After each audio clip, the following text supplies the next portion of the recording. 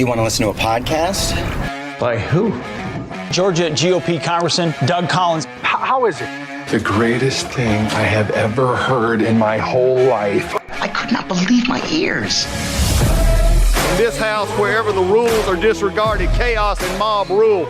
It has been said today, where is bravery? I'll tell you where bravery is found and courage is found. It's found in this minority who has lived through the last year of nothing but rules being broken, people being put down, questions not being answered. And this majority say, be damned with anything else. We're going to impeach and do whatever we want to do. Why? Because we won an election. I guarantee you, one day you'll be back in the minority and it ain't gonna be that fun.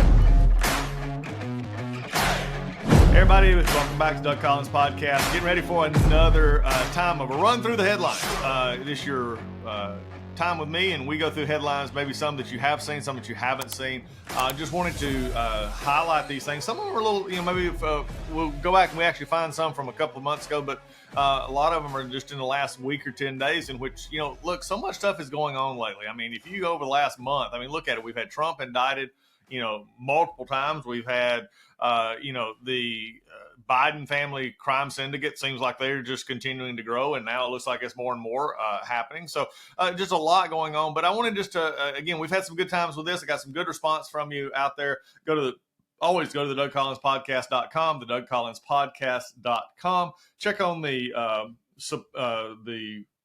you see all the past episodes there. You can also subscribe there, and if you wanted to send a email or something, please use that to send the email. I can try to get to as many of them as I can. If you if there's other requests or stuff like that you might have, just send those in and I'll make sure that we try, especially speaking requests from going to groups. I enjoy going all over the country with groups, but if you have a speaking request, I would, there's some ways that you can get that. We'll see if we can get to you to make sure that we can get those connected. So look, a lot's going on. Let's hit some of the, what I'll call off the headlines pages. We just highlight them today to make sure that, look, things get passed. You never know what may come up. So let's get started here right after the break.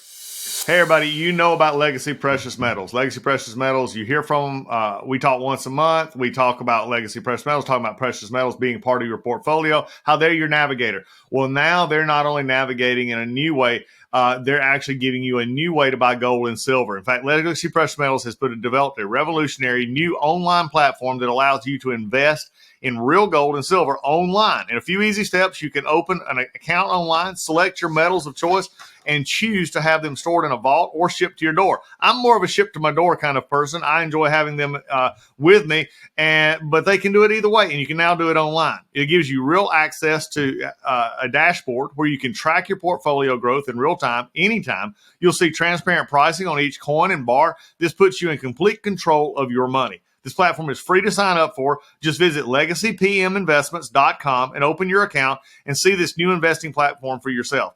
Gold hedges against inflation and is against a volatile stock market. A true diversified portfolio isn't just more stocks and bonds, but a different asset class. This platform allows you to make investments in gold and silver, no matter how small or large, with just a few clicks.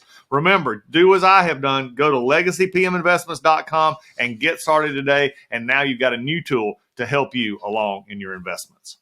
Hey everybody, it's MyPillow's 20th year anniversary, and over 80 million MyPillows have been sold. Mike Lindell and MyPillow wants to thank each of you and every one of you for giving you the lowest price in history on their MyPillows. You will receive a queen-size MyPillow for $19.98. Regular price is $69.98, and just $10 more for a king size. You will receive deep discounts on all MyPillow products, such as bed sheets, mattress toppers, pet beds, mattresses, my slippers, and so much more. This is a time to try out something other than the amazing products that you've had your eye on.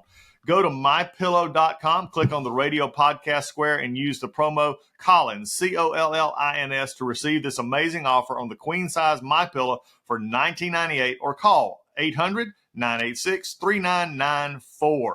This offer comes with a 10-year warranty and 60-day money-back guarantee. It's time to start getting the quality sleep you deserve. You know how I know that? Because I sleep on a MyPillow every night. Go to mypillow.com and use promo code Collins, Collins, or call 800-986-3994 today. All right, we're back. And over the last, like I said, there's been a lot of political stuff, and I want to hit some of these today. But I want to go back to a issue that we had last year. Okay, and I know, and this is going to take it a little bit fun. I want to go back. In fact, we may even put into the show notes here a link back to these episodes back in May and June of last year, when the Congress, both the House and the Senate, with Republican help, passed what I would consider very bad gun control legislation. They tried to make it seem like it was this, oh, everything's okay. These are just common sense steps. It's amazing to me, though, how the left always says that common sense steps for gun control means taking my guns. Okay, I guess that's common sense for them. It's not common sense for me. But, again, when you're out there and your common sense solution is to take guns from me and limit my access to my Second Amendment rights, then I just don't see how that's common sense. But, again, a little bit different than Thomas Paine originally, who wrote Common Sense, years and years and years ago at the founding of our country. I don't think he would probably agree either, but, we'll see. But the problem we came into last year, if you remember this was a bill that was a part of the bigger bill that was talking about federal funding, that the Bipartisan Safer Communities Act. This was the gun legislation bill. Well, deeply into that bill, again, I warned you about the National Register issues, the making it where if you sold one gun, you could be considered a gun dealer, when they could make you then have to get background checks on everybody that, in your family, everybody you sold to, also be subject to licensing and everything else. I mean, it's a very slippery slope. And you had senators like Cornyn and Tillis who supported this bill. And then you have the issues that you find now deep inside this. One of those is, and this just came out recently, that the administration is interpreting this Bipartisan Safer Communities Act in its implementation, and they touted it as a way, and as part of the proponents of to being a safer, more inclusive, positive schools was introduced. And this was language in there. And it passed overwhelmingly into Congress and signed into law last year by Biden in June. And this again came after Uvalde, this came after Buffalo, this was all there. The problem is that we're having now is that the way they're interpreting this is they're going to look to the Biden administration as withholding funds from schools that offer hunting and archery classes. Now, again, it is fairly amazing to me that you can take archery or hunting classes and then say those are not safe. Again, for all of you out there who are, especially you moderate Democrats or you liberal Democrats, say, "Oh, we're not here to go after normal hunting, and we're not here to take your gun." Bull.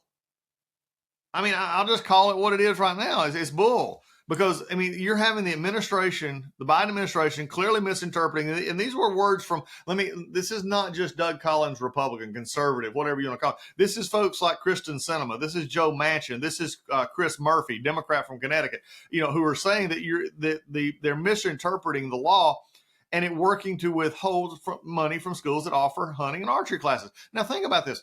I didn't take up archery, and many of you know this show. I mean, we had Mike Waddell on just recently, the bone hunter, bone collector, and, we talk hunting. We've had on other hunters on. We've had Matthews, Ed, who started McPherson, who started Matthews Bows. I mean, this is a very hunter-friendly show. And it's the outdoorsman spirit, the conservation spirit in which we come at it. And it's really interesting to me that, early on, I can remember and growing up, and for some may say, many, many moons ago, is, 4-H offered, archery. That's where you learned to do archery. You had, BB gun competitions. You had this. And now the Biden administration is the gun zealots, the gun control zealots in the administration who have nothing else better to do except open our borders and not enforce laws, is now deciding that they're going to withhold money from schools who actually offer archery or hunting courses. Now, again, for all of these Republicans and Democrats who are screaming about this, you did it. You passed this. Quit your whining and accept what you did. There were many of us out here saying this bill last year should not have been passed in its form and the way it was. It was too ambiguous. It was too vague. And in some areas, it wasn't ambiguous or vague at all. It was a direct assault on the Second Amendment. We knew this. but they intended to do it anyway because they were so scared of the public reaction after Uvalde and after Buffalo and other times that were coming on. Look, I've said this many, many times before. Almost any of these laws, and I've had debates with close family members, I've had debates with other people, none of these laws would have prevented almost any of the shootings that we talk about. None. And then they said, well, and then we get into handguns, which is really interesting. Democrats don't want to talk about handguns because of really issues such as you have in New York and Chicago in particular, and in San Francisco, Los Angeles. Handguns are the predominant weapon of choice for those who do inflict violence. And you have these jurisdictions who are not enforcing the law as it's currently written. It's sort of hard to continue to fight a battle in which you pass legislation in which people who should not have guns don't have guns, and guns that are illegally on the streets are not being prosecuted or are going after. It's sort of hard to enforce the law, and it's sort of hard to then turn around and blame the gun for the issue for all of the folks out here who actually purchase guns and use guns in a safe, legal manner. Look, I want to, there's part of me just wants to get just, really upset about this and just rant and rave. But I'm just going to say this. We told you so. And so, again, especially for Senator Cornyn, especially for Senator Tillis, and then also Senator Manchin and Murphy on the Democrat side, look, you should have known this was coming. And instead, you wanted to rush out, pass a bill that reality did nothing for the most part on what you were wanting it, quote, to do. And this is the discussion with crazy people. And I mean that in a sense of they're willing to do things that normal people wouldn't do. And that's go shoot up schools and shoot up, shopping centers and stuff. And the laws you're passing wouldn't actually help to start with. I don't know what's crazier, thinking that this bill would actually work, or then getting mad about it when it's taking steps to go further, which many of us warned you about. This is the problem we're having here, folks. This is it. This is the problem we're having. You don't write legislation on emotion. You don't write legislation based on political ideological bents that are not connected to reality. And then when you call it bipartisan and think it's okay, folks, let me understand. There's plenty of bipartisan legislation out there that is really, really good, and I support a lot of it. But then there's a lot of bipartisan legislation that you have to, just because it's bipartisan doesn't mean it's right. And especially in this area. Look, what actually works is hardening our schools. What actually works is making sure that you take precautions just as you would anywhere else. Just a short time ago, a gentleman who was wanting to go into a Jewish school was stopped. Why? Because a building was hardened, and he was eventually killed by the police because he was undoubtedly going to shoot up the school. But because they had taken measures to harden the school, the only headline we have is cops kill bad guy. Bad guy doesn't kill anybody else. That's the headlines you want. And until we get to that point, until we decide discussing this, until we start running it around the horn and we start saying, wringing our hands, what can we do? What can we do? Folks, there are things that work. But until until the United States Congress and now Republicans in the United States Senate and others wanted to ignore that, this is what you get. Quit your griping. I also love to take another aim at this Bidenomics. I know we talked about this before, and I've been over the past few weeks been traveling a good bit and been working, doing a lot of media and doing a lot of the discussions on where we're at for the political campaign coming up. And I've intentionally, folks, I've intentionally laid off the conversation here on the presidential campaign. We talked about it in general, but I'm going to continue to lay off of it for a while because at this point in time, it's still early. Donald Trump is way ahead, and Joe Biden is floundering. And if you go over the things of the past few weeks between Donald Trump's indictments and Joe Biden's son, who is a constant thorn in the flesh for the Biden administration, and now Devin Archer, who is, again, providing the straight direct line between Joe Biden, Hunter Biden, and all the foreign money and seemingly corruption that is out there. I mean, it's just getting worse for him. But one of the other things in Bidenomics, they keep touting stuff, and we've talked about this before. Just because you make a problem, then try to work at it and solve it, and it gets a little bit better, doesn't mean that you solve the problem. Because when you start the problem, you're the problem to start with. So one of the things that's actually coming back up, and I was on set the other day on Fox Business on Maria's Bartiromo show in the mornings, and one of the guests Francis was talking about the fact that you're having credit cards defaults, you're seeing some real estate foreclosures, you're starting to see gas prices go up, food prices go up. And the Biden administration has been talking about how great it is to be at 4%. They were down under 4% now on inflation, went from the high of 9%, which I remind everyone they caused. Okay, it's like it's like going outside in new clothes into a mud hole, getting muddy, blaming it on the mud, and then coming inside and washing your clothes and saying, look, you solved it. Again, if you'd not gotten the mud to start with, you wouldn't have had dirty clothes. So the same thing is true with inflation numbers here as we look at it. But as you look at these inflation numbers, one of the things that's actually being driven up recently is gas prices. And over the past month or so, if you've been watching, gas prices are also the barometer for people's moods. When gas prices go up, you can tell there's a souring on the economy. When people are having to put more dollars into their tank instead of being able to put it toward bread, milk.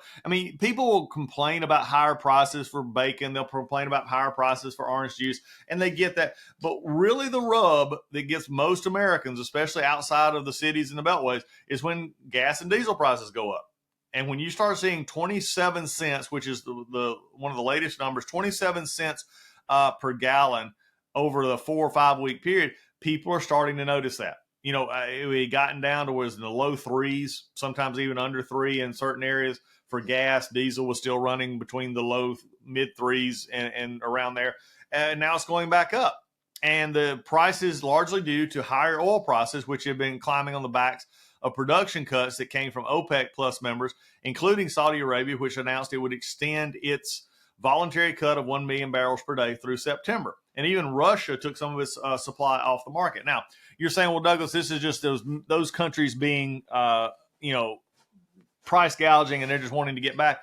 But I have to remind you, folks, that it is the Biden administration that cannot now increase the American our domestic oil production because they've declared war on it. And it has been harder for companies to get permits. It's harder for new drilling and exploration to take place. Why? Because the Biden administration has decided that the American energy sector is bad.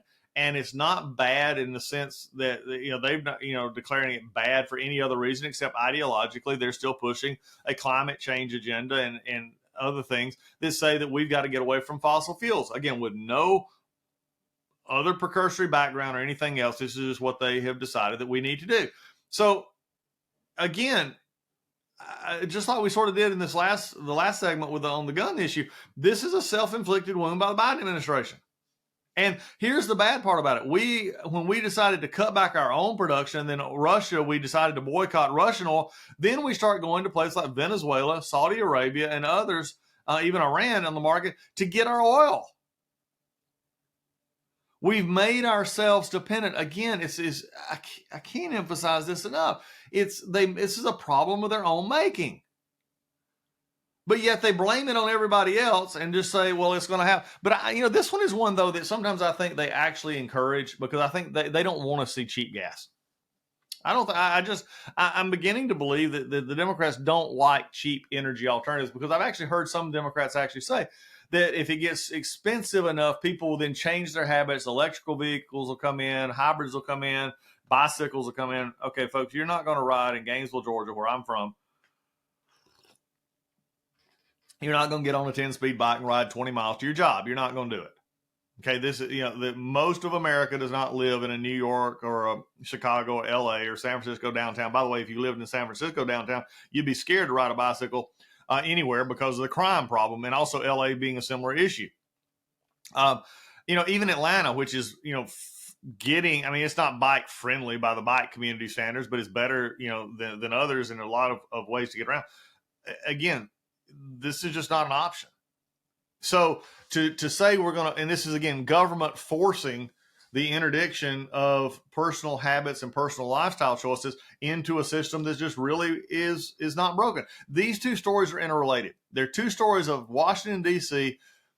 trying to solve problems or saying they're solving problems while at the same point making it worse and then trying to blame everybody on everybody else.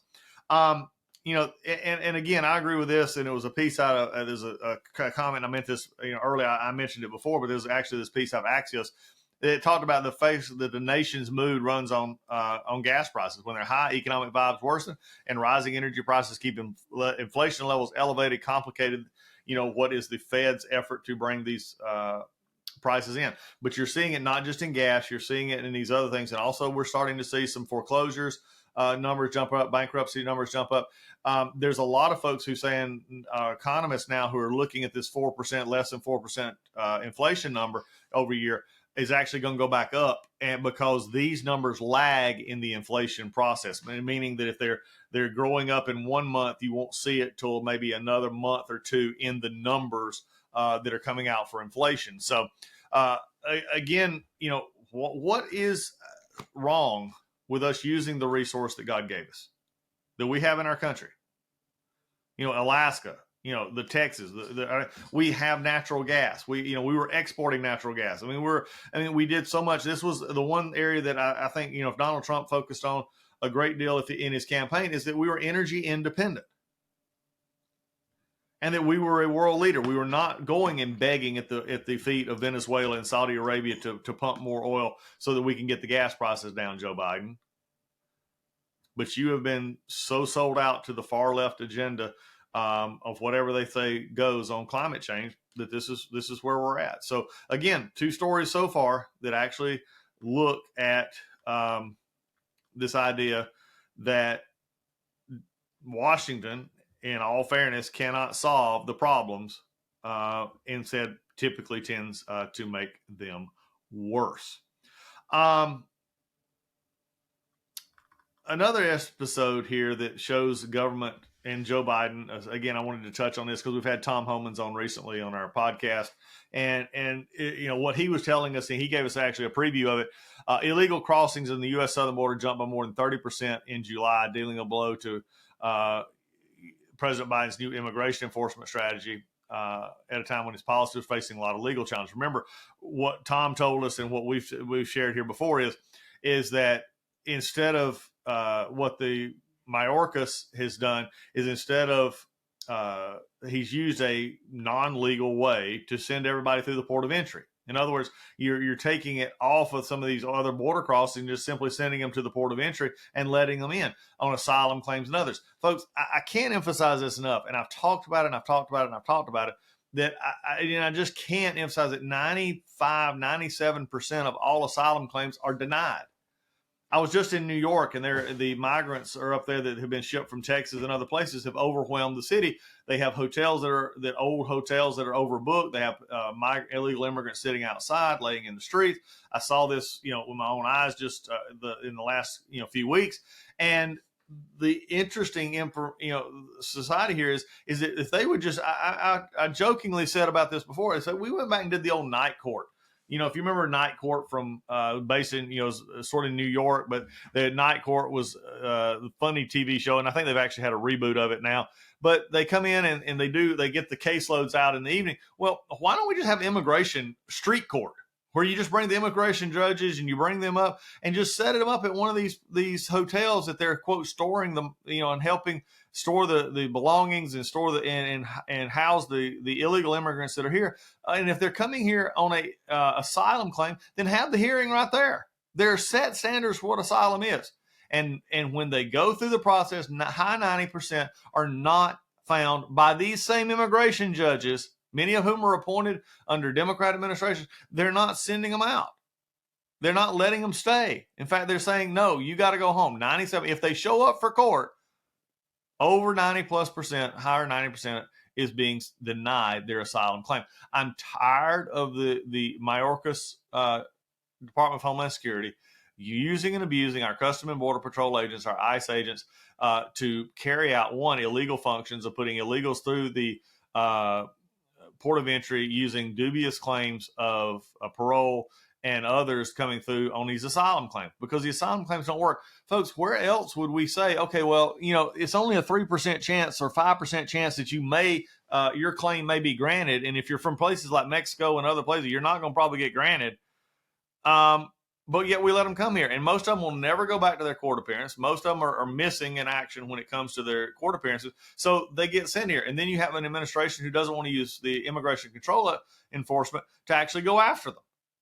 So we're in again, Tom Homan has made this, very, very clear, but, we just don't have the resources to ship everybody back. And I think that's been the whole, if you look at it from the Democrat perspective, they wanted to get to a certain tipping point to where it's just simply unfeasible, unmanageable, however you want to put it, just to deport all those that have been brought in. And Joe Biden by himself, just in the last, couple of years, there are upwards of the millions, 2 million plus, who have actually come over.